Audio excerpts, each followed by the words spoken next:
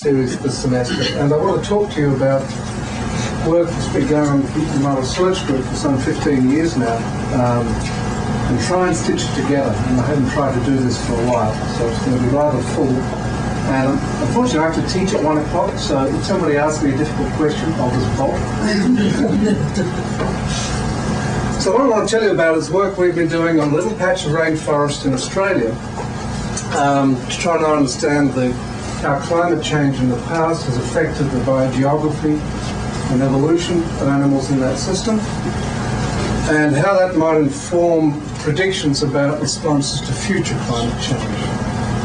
And at the end, I'm going to ask the question, is what we're seeing in the wet tropics something that's unique and special to that system, or might it have broader relevance to particularly montane rainforests elsewhere?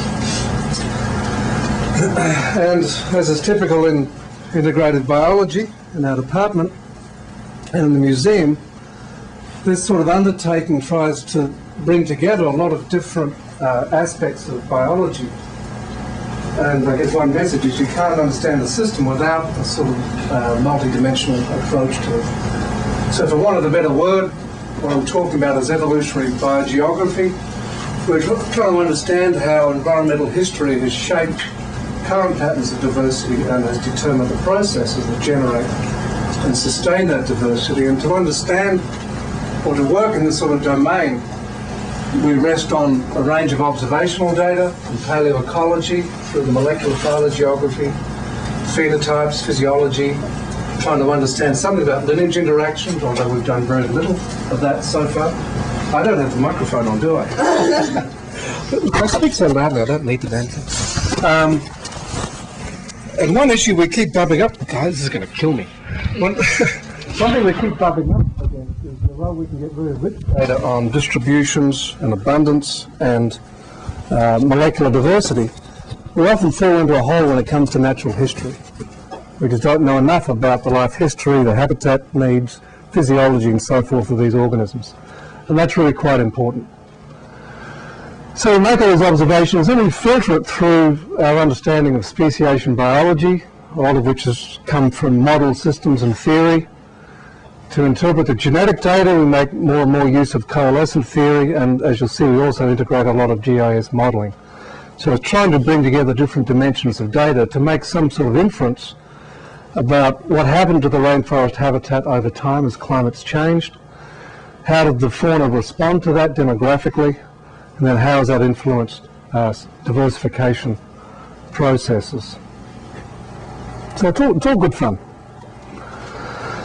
So specifically what I want to talk about today is, I'm on a tether, I hate this. How has past climate change affected the diversity in the system? What's been the effect on evolutionary processes and community assembly? What are the implications for future change? And to sort of cut to the end, very depressing message, some of the predictions of the future of montane diversity in this system are extremely dire. They're still quite uncertain for reasons that I'll explain. But this is work from Steve Williams, modelling species richness per se, under the current climate and then different degrees of warming. You can't see the numbers here, but this is 1 degree, 3.5, 5 degrees. And this is for these rainforest specialists, many of which are montane endemic species. So we desperately hope this is wrong. What we can think about is what can we learn from the past that might improve these predictions. So I'll take you through the system a little bit, where it is and what it is and why it's a great place to work. I'll take you through effects of late Quaternary, that's Pliocene into Pleistocene, climate fluctuation, particularly late Pleistocene and Holocene, the responses of the fauna, and then seeing how this can feed into effects of future climate change. Of course, I've only done a tiny part of this work, and I've been really grateful to a tremendous range of students and postdocs. Chris Schneider is known to many of you here. He was a student of Dave Wakes and Mary, your student, I think, Dave, back in the past. But many others, including some here now. Jason's been a postdoc. You all know Maria. Mark Higginson, Rayna's done a tremendous job over the last 2 years. Anna and Diane are involved now as well. And I simply couldn't have done it without all these wonderful people and funding from various agencies. So, a little bit about the system. Australia, if you think of Australia, you think of deserts, cricket, ockers, all those sort of things. But there is a tremendously important ecosystem stuck on the Great Dividing Range, which runs down the east coast of Australia, geologically a really old system. And within that there are patches of cool, wet habitat in an otherwise extremely arid continent, sort of clinging to the coast. These receive rainfall coming in from the southeast trades, off the warm oceans, dump huge amounts of rain, up to 12 metres of rain a year at the most, and then drying out very quickly as you go inland. And Henry Nix, a biogeographer, referred to this as a mesotherm archipelago, relatively cool, wet adapted environment, which includes Montane New Guinea, faunistically and floristically.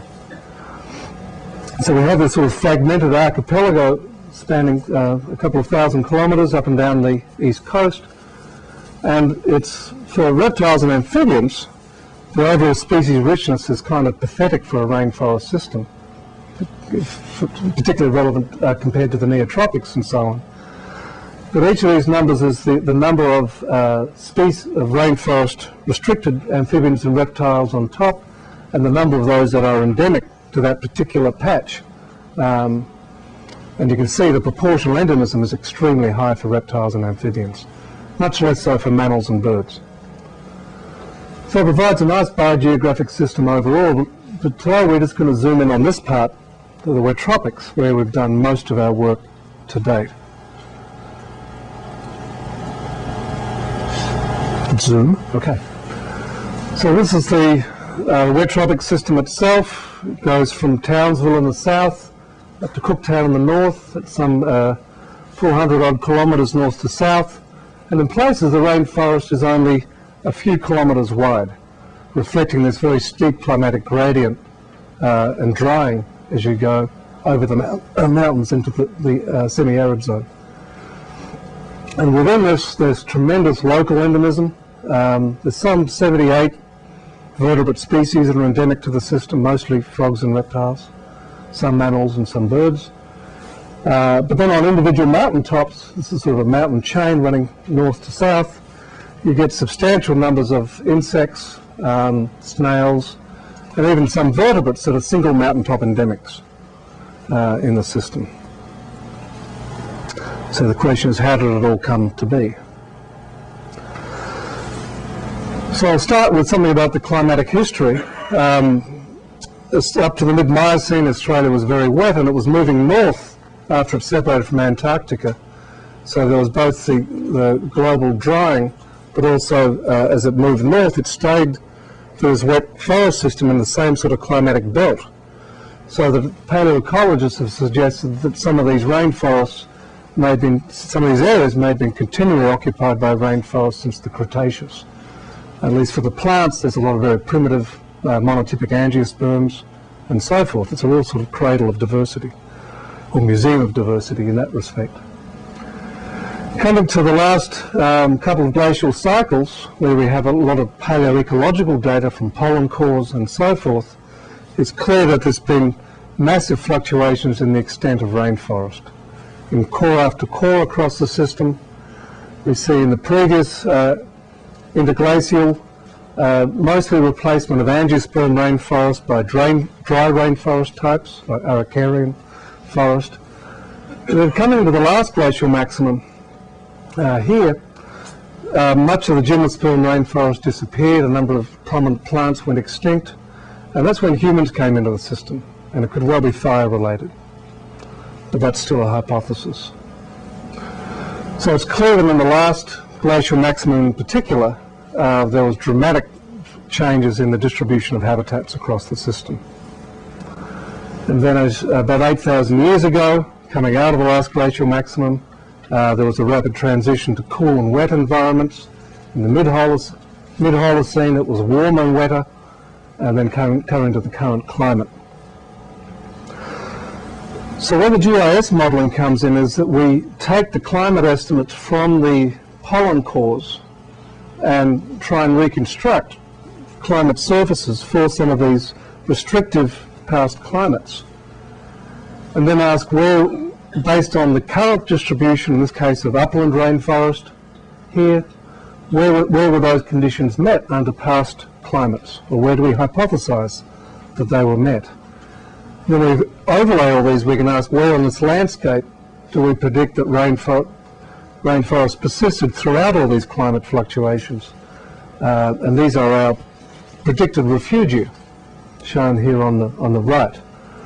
So that the dark blue areas and the light purple areas are areas that are more stable in terms of suitability for rainforests through these climate fluctuations. So compared to the present, there's still quite good retention of rainforest on the escarpment here. It stayed wet even though it was cooler. But in the north, the rainforest was much more restricted than at present, perhaps disappearing from some areas entirely. And in the south also, very strong reduction of, predicted reduction of rainforest. And in the middle, we have a major disjunction. The rainforest, in fact, is now, not so clear in this model, is continuous through here now. But for much of the Quaternary, which and glacial type climates dominated at least the Pleistocene, there was a major disjunction across here, the so-called Black Mountain Corridor, Black Mountain Barrier, whatever you want to call it. So this is just a model-based prediction of what might have happened to the forest in the past. There's been a few lines of evidence that suggest that Quaternary fluctuations in the distribution of rainforest have had a very profound effect on the macroecology of the system. That is, the spatial pattern of species richness and endemism. Steve Williams really put together the first database on what species were there across the different subregions or mountaintops and plateaus and lowlands of the system. At each point here is a particular mountain or biogeographic subregion within the wet tropics. And after you control for area, which of course has a big effect, as it does in all of biogeography, and habitat diversity, which is a correlate of that, you saw a negative relationship between the richness of the endemic rainforest vertebrates and the shape of rainforest, and argue that this might reflect what he called quaternary filtering, that is, extinction driven by reduction of rainforest, reducing the richness below what you would expect given the area. Catherine Graham and Steve and myself followed this up a couple of years ago, where we took these models of the distribution of rainforest, this one, and then asked, after you control for area and habitat diversity, and ask how much of the current patterns of richness and endemism are explained just by stability, that is, persistence of rainforest over time. Can you better explain the current patterns of species diversity? And the answer is yes. This graph shows, again, all these independent or semi-independent subregions. On this axis, we've got the richness of the rainforest species controlling for area, and here the stability, again, controlling for area. More stable areas have more species after you control for current environment. So in fact, this is true only for low dispersal species, for reptiles and amphibians. If you look at birds, there's no imprint of history at all. So the notion is they've sort of equilibrated back across the system according to current productivity, area, and so forth. But for low dispersal species, there's a very strong imprint of history, that is, of reduction of rainforest area affecting species richness. So what happens if you go to individual species and ask how have individual species responded to this fluctuation in rainforest area? And this work really started on a comparative scale with Chris Schneider and Michael Cunningham, where we took a group of reptiles and amphibians that were widespread across the wet tropics and asked, do they show congruent patterns of phylogeography, of geographic structuring of genetic variation? And in some respects they do. Here the black circles represent the areas north of the Black Mountain Corridor, the white circles are south. And in many of these species you see very deep genetic breaks across this area that's currently continuous but historically is predicted to have been unsuitable for rainforest. And in fact, plant fossil data support that contention. But the magnitude of differentiation between the north and south varies a lot. In some groups, for mitochondrial DNA in particular, we see not 2 but 3 different lineages.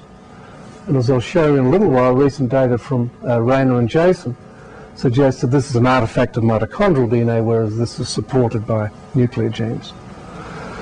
But overall, it's a picture of a consistent effect of this historical isolation that presumably is much deeper than the late Pleistocene. So presumably through glacial cycles or climatic cycles starting in the Pliocene, you've had different species affected at different times. To take a closer look, Andrew Hugel looked at snails, and this was, serendipity plays a huge part in all this. I was collecting lizards under logs and I thought, there's snails and earthworms. So we started working on snails and earthworms, because I can only work on things that are really slow. I have trouble with fast lizards. But snails are good, even I can catch them. And they're very persistent in small habitat areas and they don't move much. So they should be a very good tracer, if you like, of habitat history. And indeed they were. Again, we did the paleo modeling trick, identified where the refugia were for this particular species rather than the forest as a whole. And there was a good qualitative match between this and both the genetic diversity within areas and the phylogeographic structuring among areas. To the extent that areas that were predicted to go extinct, like the Windsor tableland here in the south, have reduced genetic diversity. There's just a subset of that from the neighbouring refuge. So it gave us some confidence that this modelling approach actually has some bearing on the truth. But there's a lot more to be done to test it. So we've done this now for some 20-odd species. I'm not going to take you through phylogeography after phylogeography, tempting though that is. And we do see some commonalities, as I said, but many species break across this Black Mountain corridor. These are the mountain tops from north to south for different species. But there are some differences, some subtle differences in which of the neighbouring areas in the northern versus southern lineage, and also in the magnitude of sequence divergence among some of these areas. So that suggests there could be not just one history here, but many, depending on the ecology of the species. And this is something we're working on now, trying to take the really rich ecological data we have from our Australian collaborators, particularly Steve Williams, and taking things like abundance distributions by elevation that we have for many of these species, and combining that with the modelling to see if we can trying to understand how the climatic niche space that species occupy might shape their response. So the prediction is that more specialised species that have much more specialised climatic or physiological requirements, might be more strongly affected by climate change in the past than are climatic generalists. Okay, so that's a work in progress. We've also looked at this for birds. This is the magnitude of mitochondrial DNA divergence across that major barrier, the Black Mountain barrier, as a function of rainforest specialization. And the prediction was that species that are more tightly tied to the rainforest, or perhaps a subset of the rainforest, like the montane rainforest, might be more strongly affected than those that are, again, more generalized in terms of the forest types they use, or within the rainforest have a broader elevational range. And there is some relationship there. This is not a statistical function, that's me drawing in PowerPoint. But then you get exceptions, you get outliers like the ones down here. And this is the species that modelling, this is the Atherton scrub wren, modelling predicts that actually went extinct in the north and is recolonized. And that's consistent with the phylogeographic pattern. So again, variable responses, and this is where a lack of natural history really starts to hurt us, that we don't know enough about the detail of the habitat requirements of many of these species. So I've shown you a lot of mitochondrial data, and those of us who are in the game know that single gene estimates of divergence might have some reflection on the true history, but might also reflect the stochastic sorting of gene lineages within and among populations. So, as many of you know, Mark Hickerson, while he was a postdoc here, developed a method using approximate Bayesian computation to test whether co-distributed species have a common history of divergence or not.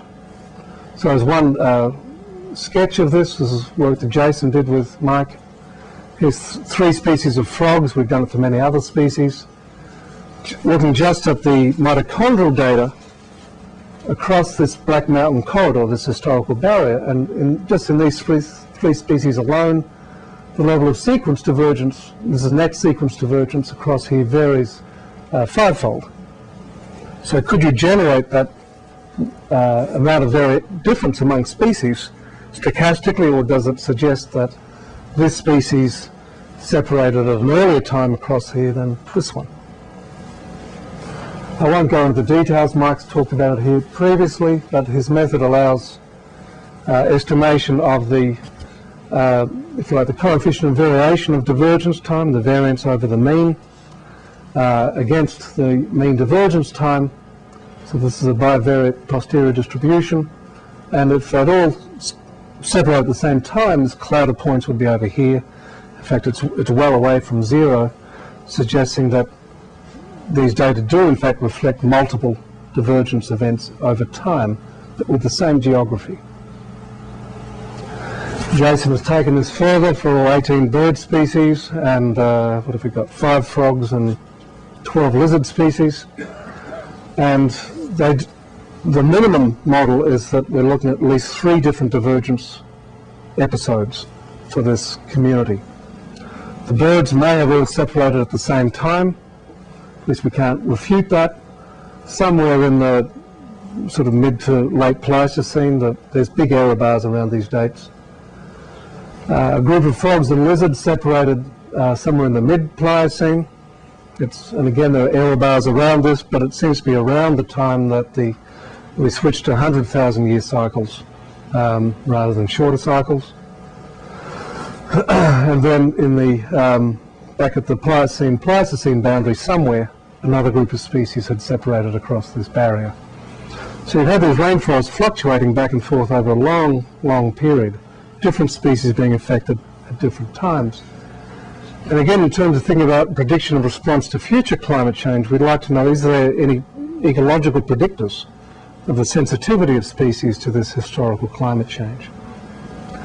And this is a bit fuzzy, I'm sorry, it's a screen grab, and I apologize for this.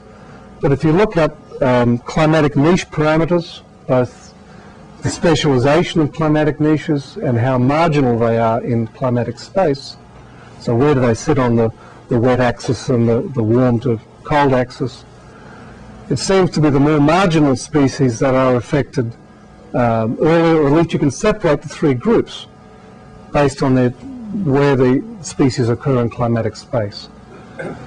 So that suggests that there might be some underlying physiological predictors that you could use to predict response to future climate change as well. I'll come back to that in a minute. Now, mitochondrial DNA has had really bad press recently. Everyone's sort of dismissing single gene phylogenies as measures of diversity and all that. So it was of great interest to me to see the results of Rainer and Jason's work. These are the estimates of sequence divergence from multiple nuclear genes, anywhere from 6 to 10 loci of sequence data, again from the northern and southern populations.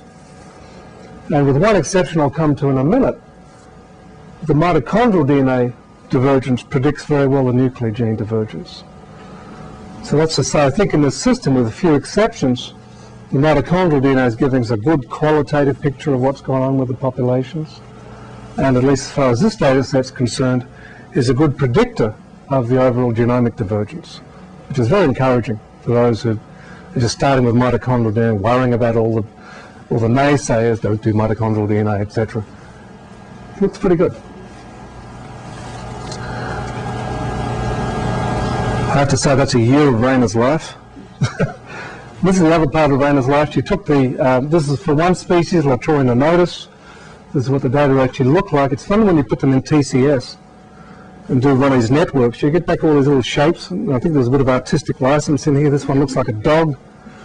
This one looks like some sort of, bad day, and so on.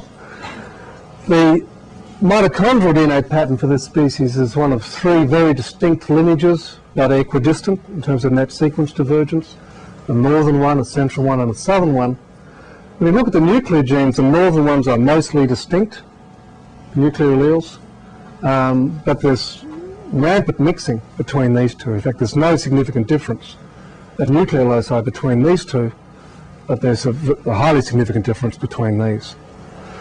So in this particular case, this is the only case we've hit so far, this mitochondrial lineage looks to be some sort of artifact of history, whereas this measures a true divergence in the populations.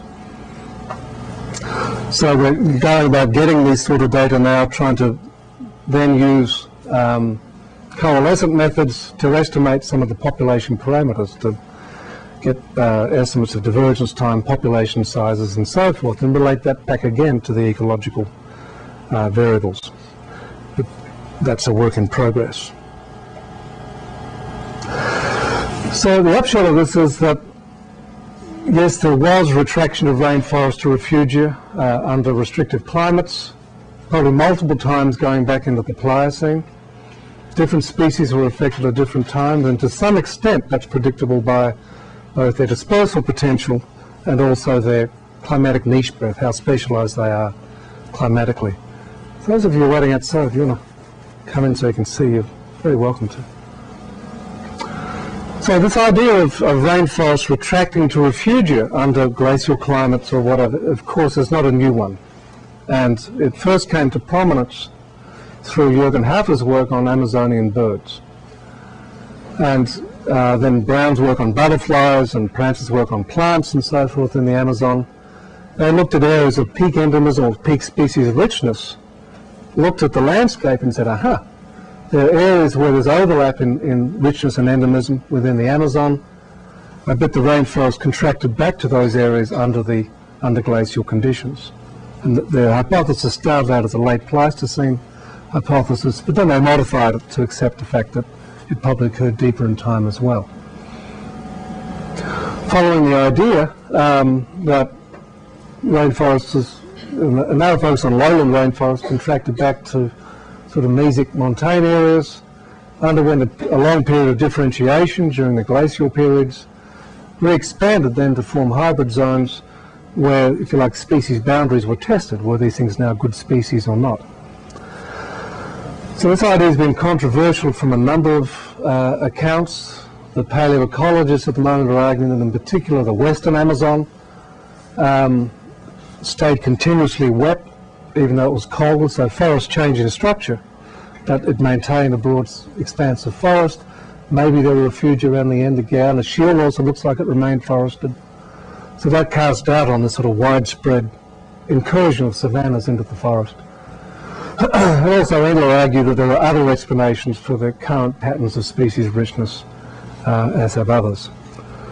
So it's become a very controversial topic to the extent that some paleoecologists now just reject the idea of refugial isolation of rainforest faunas entirely.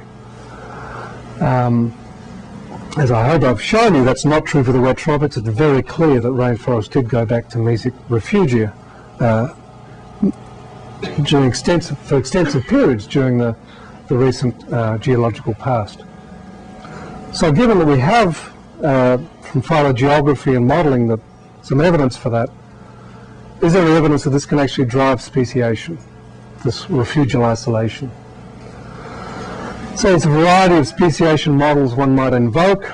Meyer and Hafer and others were talking explicitly about allopatric speciation, long-term isolation and allopatry, genetic divergence, perhaps adaptive, perhaps not, giving rise to new species. John Endler came along and said, aha, you could explain pretty much everything we see by parapatric or ecological speciation across environmental gradients.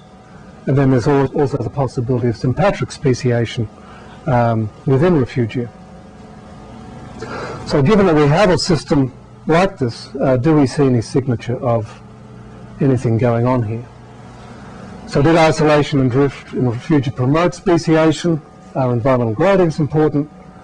And when we go back into areas where species, the phylogeographic groups are now in secondary contact, is any evidence for speciation? We have still incomplete data for the phylogeny of the endemic vertebrates here, which is kind of bizarre to me, but we do. But the information we have from a review I did last year suggests that we've got sort of different categories of species. We have some real phylogenetic relics in this system.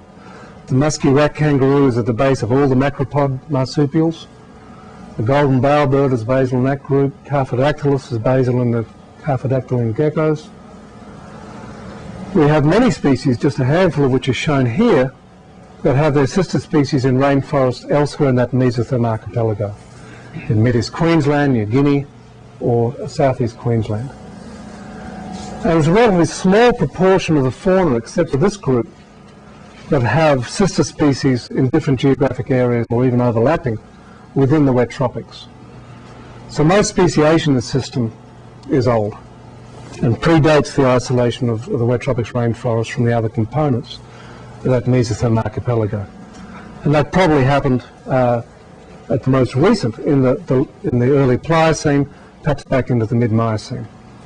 Very old taxa. These microhylid frogs are a really interesting exception, and this is a group that